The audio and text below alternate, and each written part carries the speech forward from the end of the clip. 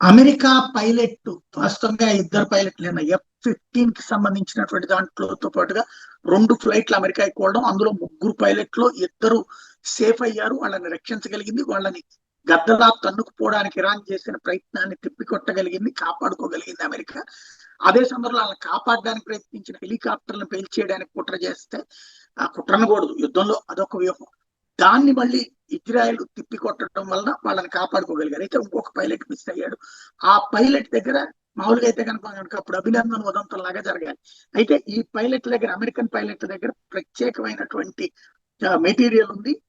దాదాపు 7 గంటల పాటు పూర్తి చీకట్లో బ్రతకగలిగేటటువంటి మెటీరియల్ తో పాటుగా వాళ్ళకి ఎన్క్రిప్టెడ్ రేడియో సిస్టమ్ కూడా ఉంటది వాళ్ళ దగ్గర. వాళ్ళు ఎజెక్ట్ అయ్యే ముందు అవన్నీ వాళ్ళ శరీరంలో ఉంటాయి. దాని ద్వారా కమ్యూనికేట్ అయ్యింది, ఐడెంటిఫై చేసి అతన్ని సేవ్ చేస్తున్నారు అన్నటువంటి తాజా సమాచారం.